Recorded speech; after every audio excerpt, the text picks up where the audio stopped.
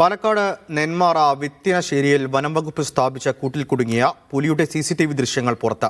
ഇന്നലെ രാവിലെയായിരുന്നു നാടിനെ വിറപ്പിച്ച പുലി വനംവകുപ്പിന്റെ കെണിയിൽ കുടുങ്ങിയത്. പുലിയെ വൈദ്യപരിശോധനയ്ക്ക് ശേഷം പോത്തുണ്ടി ഫോറസ്റ്റ് ഓഫീസിലേക്ക് മാറ്റിയിട്ടുണ്ട്. സാജിദ് അജ്മൽ വിശദാംശങ്ങൾ നൽകും.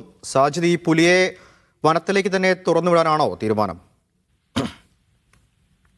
ഇന്നലെ പുലർച്ചെയാണ് ഈ പുലി കൂട്ടിൽ കുടുങ്ങിയത്. പുലി കൂട്ടിൽ കയറുന്നതിന്റെ വനംവകുപ്പ് പുറത്തുവിട്ട CCTV ദൃശ്യങ്ങളാണ് കാണുന്നത്. അതിൽ പുലി നേരെ വന്ന് കൂട്ടിനകത്തേക്ക് കയറുന്നു. കൂട്ടിനപ്പുറത്ത് തന്നെ ഒരു വളർത്ത് മൃഗത്തെ വെച്ചിട്ടുണ്ട്. ഇതിനെ ഇരയാക്കി വെച്ച് കൊണ്ടുള്ള ഒരു വനംവകുപ്പിന്റെ ഓപ്പറേഷനാണ് വിജയിച്ചത്.